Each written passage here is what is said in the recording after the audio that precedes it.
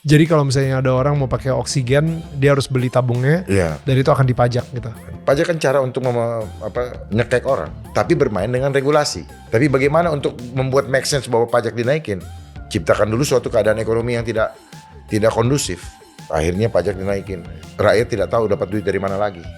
Pekerjaan sudah sulit, dinaikkan pajaknya. Kayak orang gantungin loh, gantung ke pohon tuh. Tiba-tiba, Hai, ini gua Daniel, tetangga kamu. Yuk kita mulai. Jadi menurut Bapak, kalau misalnya sekarang ini Bapak maju sebagai calon gubernur dan itu karena dorongan dari, bukan dorongan dari Tuhan dong berarti ya. Itu benar-benar karena hati Bapak yang benar-benar sedih banget ngelihat apa yang terjadi di Indonesia dan buat saya apa yang dari hati murni, ya itu dari Tuhan. Ya. Karena saya tidak memikirkan saya punya kesenangan lagi. Saya tidak memikirkan kepentingan saya lagi. Oke. Terus siapa lagi yang akan maju? Siapa lagi yang akan membela rakyat? Udah jelas-jelas kita tahu bahaya depan mata kok. Masih mau bersantai-santai. Buat saya tidak peduli saya ditertawakan. Tapi paling tidak, dalam kesempatan yang masih ada, hidup ini adalah kesempatan. Gunakan sebaik-baiknya. Hari ini kita ketemu, kita tidak tahu besok kita masih ketemu. Jangan sia-siakan. Manusia boleh mereka-rekakan yang jahat, tapi Tuhan punya rencana yang lain. Gitu. Perjalanan terus, tanpa harus tahu kemana ujungnya. Biarkan dia yang memimpin kita. Ingat Musa, dia tidak tahu di depan ada Laut Merah. Dia nggak tahu harus bagaimana. Tapi percaya, kalau Tuhan yang punya rencana, dia juga yang akan buka jalan. Ini hanya menjalankan missionnya Tuhan kok, bukan kita. Saya ngapain sih? Saya siapa sih? Pak Daniel bisa kenal saya juga itu karena dia. Dia yang mempertemukan kita saat ini. Tidak ada yang kebetulan. Kadang-kadang kita mau, ibaratnya mau banci tampil lah, mau tampil-tampil. Kalau Tuhan bilang belum boleh, saya nggak akan jalan. Gitu. Jadi mulai sekarang mari kita hidup dalam remote controlnya Tuhan. Wow. Don't control yourself. You cannot control yourself. Wow. Let God control your life. Makanya dalam buku saya yang tadi saya kasih, Life Engineering. Ini life kita yang mau sedang di engineering. Life, kehidupan dunia. Makanya dia bilang revolusi industri, sebenarnya itu revolusi kehidupan. Kehidupan manusia akan menjadi industri. Nafas jadi industri. Ya. Oksigen sudah ada. Gila. Nanti nafas dipajak. Ke depannya begitu. Ya ini belum. Jadi kalau misalnya ada orang mau pakai oksigen, dia harus beli tabungnya, dan itu akan dipajak gitu. Pajak. Dan banyak lagi. Apa-apa sekarang pajak kan. Pajak kan cara untuk menyekek orang, tapi bermain dengan regulasi, ya kan? Betul. Tapi bagaimana untuk membuat make sense bahwa pajak dinaikin? Ciptakan dulu suatu keadaan ekonomi yang tidak kondusif. Dibutuhkan uang untuk mengelola negara. Akhirnya pajak dinaikin. Rakyat tidak tahu dapat duit dari mana lagi.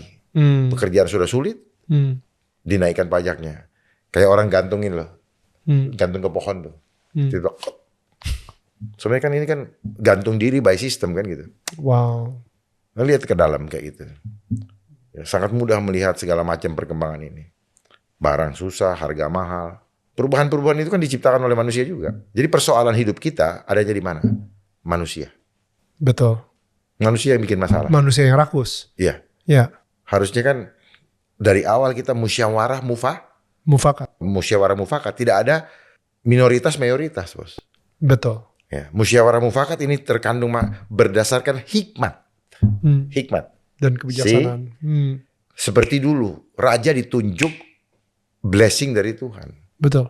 Dan sebelum ditunjuk betul-betul sehingga dia adil.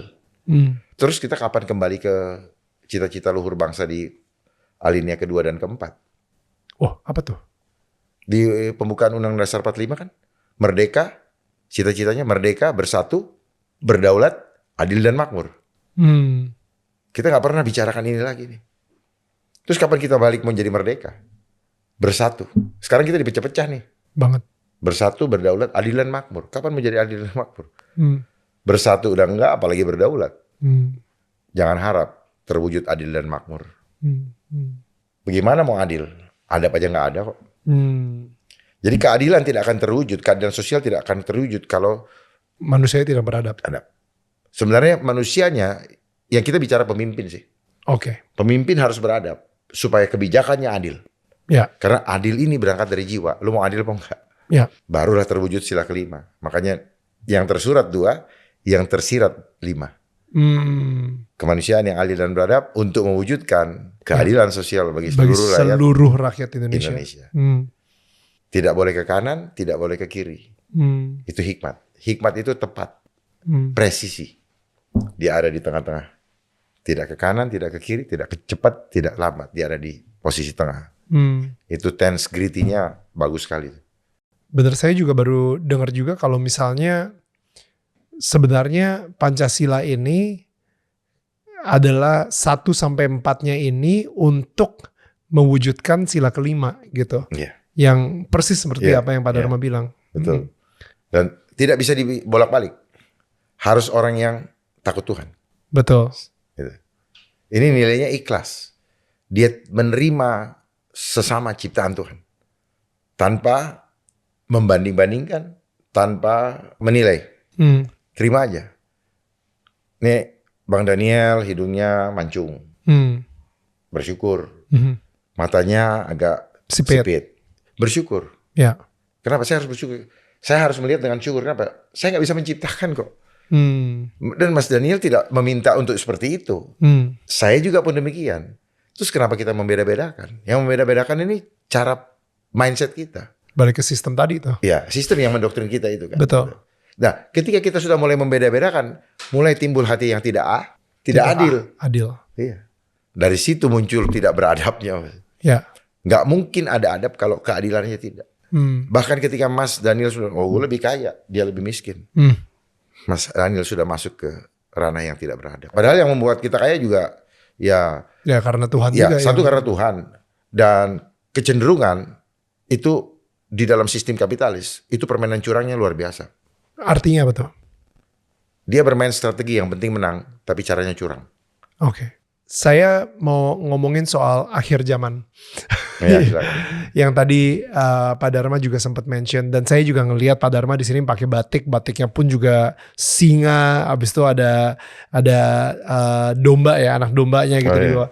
Beautiful. It's the Lion of Judah gitu ya, the Lion and the Lamb gitu.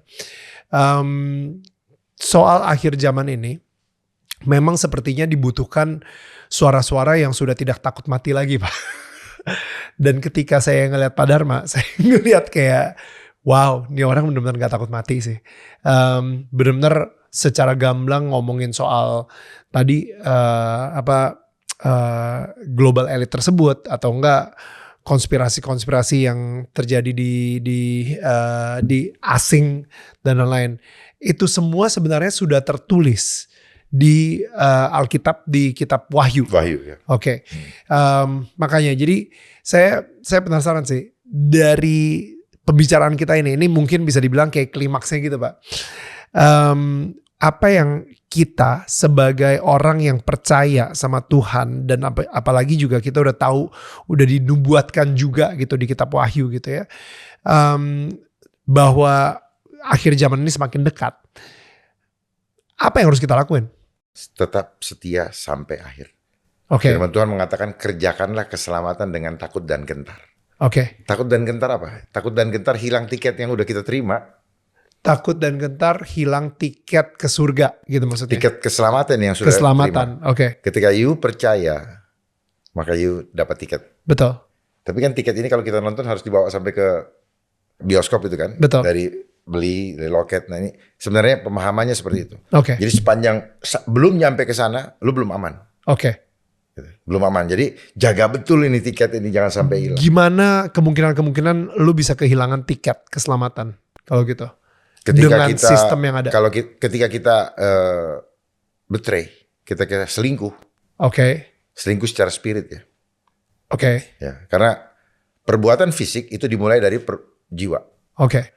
Ya. Ketika saya sudah tidak setia, saya mulai kompromis, dan pada saat saya dipanggil, saya kedapatan sedang tidak setia. Oke. Karena bisa setia, besok enggak. The end, finishnya di situ. Lagi nggak setia. Ya, di situ pentingnya. Ketika seorang manusia dimasukin barcode atau chip gitu kan, yang Software ya. software gitu ya, akhirnya dia bukan manusia lagi karena dia udah menjadi Tubuhnya manusia. Tubuhnya manusia, tapi sebenarnya jiwanya udah jadi hybrid. Hybrid. Ya kan? Yes. Karena dia apakah dia manusia, apakah dia robot, apakah dia tujuannya adalah manusia itu dikawinkan dengan AI. Jadi Sehingga soul-nya ya, itu disconnected dengan yang punya DNA. karena gini, Yes. strateginya nih Pak Dharma, Yeah. please correct me if I'm wrong. Strateginya adalah ketika sekarang ini aja nih, berapa banyak dari kalian yang udah ketakutan kehilangan pekerjaan karena AI, ya kan? Jadi ketakutan ini, kalau misalnya tadi kita dengerin dari Pak Dharma, ini adalah sebuah desain. Wow, pekerjaan kita bakal hilang Pasti. karena AI. Ya. Ya kan? Jadi bukan karena AI. Mereka memang ingin mengeliminasi manusia, menggerus atau menggusur. Ya, Terus mereka ciptakan ini. ya. Gitu. Jadi by design-nya udah lama nih. Nah, akhirnya ketika manusia-manusia ini yang sudah kehilangan pekerjaan mereka dan desperate banget karena tidak apa ya, karena kalah sama AI gitu ya. Akhirnya ada kesempatan untuk mereka menyatukan diri mereka dengan AI. Jadinya skill mereka pun sehebat AI. Misalnya kayak di film tuh ada yang Jennifer Lopez ya kalau nggak salah yang main tuh, Atlas namanya. Dia bisa masukin tak dan dia tiba-tiba ngelihat semuanya dengan kacamata AI. Ketika itu terjadi, yang tadi DNA-nya manusia hilang karena DNA-nya itu menjadi DNA manusia plus AI. Sehingga Tuhan sudah tidak bisa melihat apakah dia itu manusia atau robot gitu. Ya intinya atau mesin. Mereka itu mau disconnected. Mendisconnect manusia Iya. dengan Tuhan. Nah, sekarang kan kita nggak sadar bahwa kita kemana-mana ini ada dalam remote controlnya Tuhan. Betul. Tapi kita yang suka nakal. Ya. Ingin mencari keluar daripada remote controlnya Tuhan. Ya. Makanya dibilang stay tune kan, saya cerita itu. Nah kita ini seperti radio. Ya. Ya, radio. Makanya di ubun-ubun kita ini ada antena spiritual. Oke. Nah, kita bisa merasakan hadirat Tuhan dari pancaran stasiun radio ya, Oke. ya, ilustrasinya seperti itu. Ya.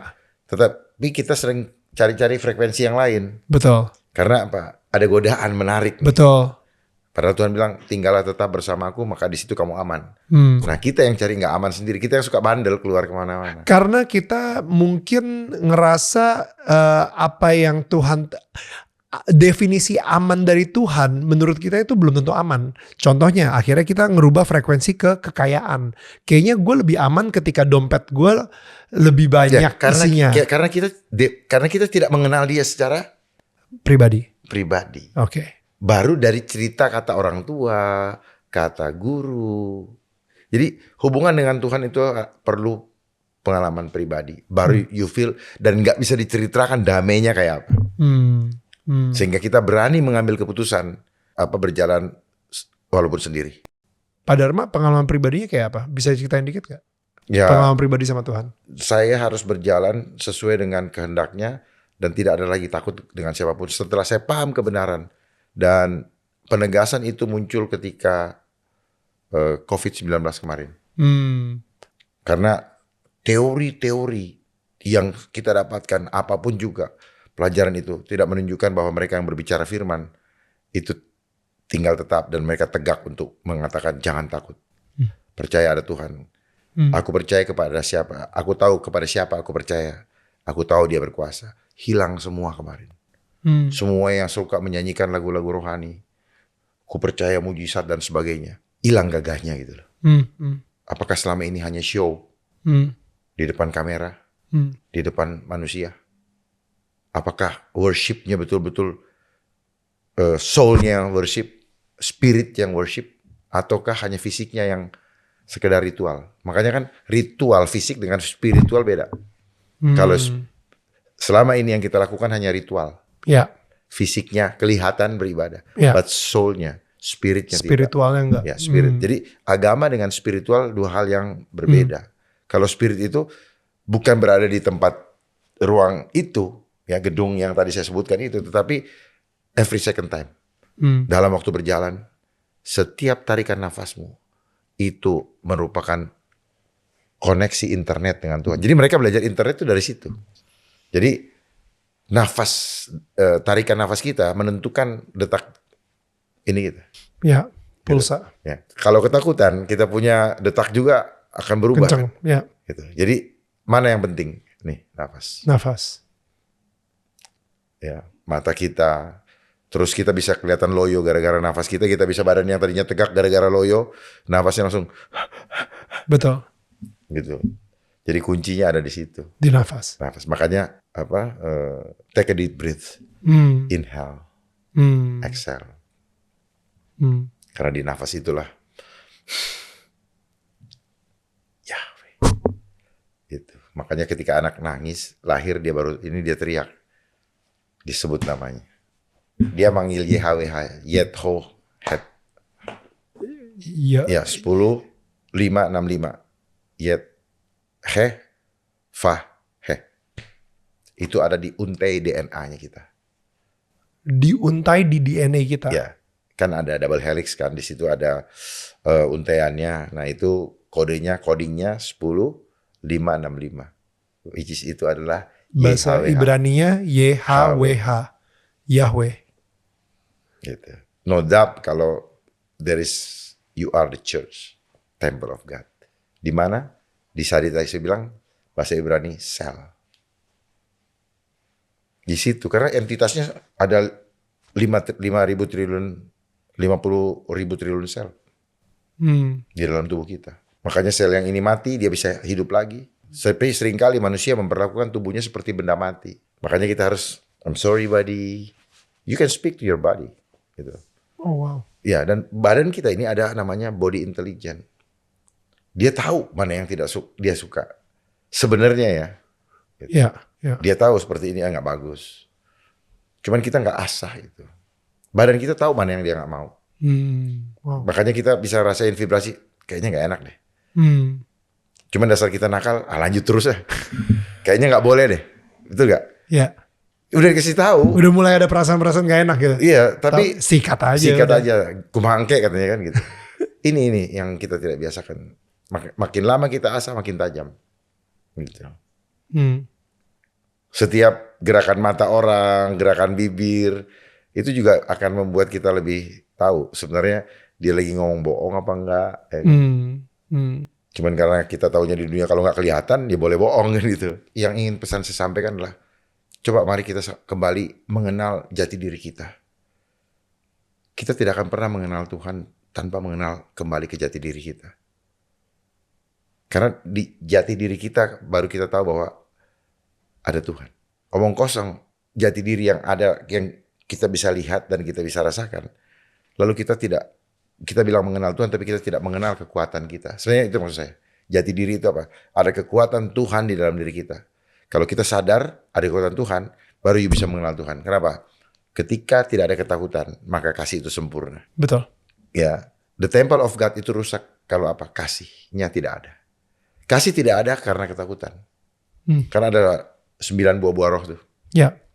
Tubuhmu adalah bait Roh Kudus. Ya. Harus dipenuhi oleh 9 buah-buah roh. Buah-buah roh yang pertama apa? Kasih. Kasih. Damai. Sukacita. Dan seterusnya. Nah, kriteria kasih itu apa? Tidak ada ketakutan. Nah, di dalam Wahyu dikatakan apa? Penakut itu adalah yang pertama masuk ke dalam api. Api neraka. Penakut itu dosa ternyata. Wow. Makanya tadi takut. Jadi kita selama ini digiring untuk lebih percaya hidup kita karena fisik. Ya. Padahal tanpa makan pun kalau roh yang menghidupkan kita, gak ada masalah. Cuman kemampuan itu sudah tidak ada. Sudah kita tidak miliki. Makanya puasa aja berat.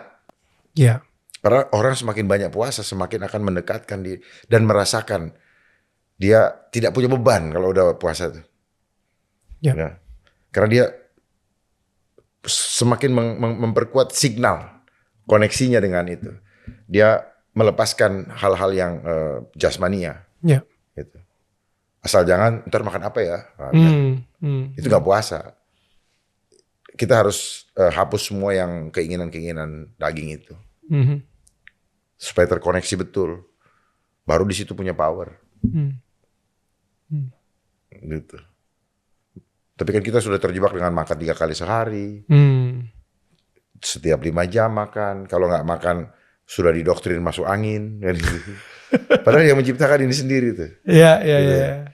Sementara kalau kita mau tes darah, itu disuruh puasa 10 jam. Iya. Artinya dia tahu bahwa kalau diperiksa sebelum itu, hasil tesnya nggak akan murni. Nggak akurat ya. Nggak akurat. Kenapa akurat? Karena sudah detox. Gulanya udah mulai terurai. Kolesterolnya udah terurai. Baru dia bisa dapatkan hasil yang dianggap akurat oleh mereka. Ya. Tapi ya kita harus tahu bahwa tubuh kita dinamis. Hari ini lagi nggak enak, jangan datang ke mereka. Tapi kalau lagi gembira, tes pasti bagus. Iya, di situ kuncinya. Karena dinamis Pak hidup. Ya. Makanya kalau orang lagi tes tensinya tinggi, coba tenangin dulu. Udah tenang, turun. Iya. Nonton film lucu. Artinya fluktuatif sekali hidup kita. Ya. Sangat tergantung dengan suasana hati kita. Hati. Itu yang dibilang hati yang gembira adalah obat. Yang manjur. Artinya kuncinya di situ. Hati yang gembira. Tetapi sistem sudah nakut-nakutin kita. Besok mau makan apa ya? Nanti mau begini ya. Aduh, bayar rumah gimana ya? Kontrakan gimana? Bayar listrik. Dikejar-kejar terus. Iya. Akhirnya kita tidak merasa menikmati hidup ini. Bagaimana cara ngelawan ketakutan? Serahkan semuanya kepada tangan Tuhan. Ya, jangan lagi kita merencanakan hidup. Ini yang kamu tahu. Ikuti rencana Tuhan dalam hidup kita. Tapi untuk ngomong itu aja ada beberapa orang yang takut. Ya kalau sudah takut, ya berarti dia belum mengenal pribadinya. Yang satu yang saya tahu, yang satu yang saya ambil keputusan, sekarang atau besok saya pasti mati secara fisik. Tinggal keputusan yang saya ambil sekarang menentukan akan kemana saya nanti. Satu hal yang membuat saya menderita dalam hidup atau membenci diri saya ketika rasa takut itu muncul dalam diri saya. Saya menderita. Orang mau berbuat jahat kalau belum waktunya tidak akan terjadi. Jadi saya ingin mengencourage kita semua bahwa hidup mati kita bukan ditentukan apa kata orang, tapi apa kata dia.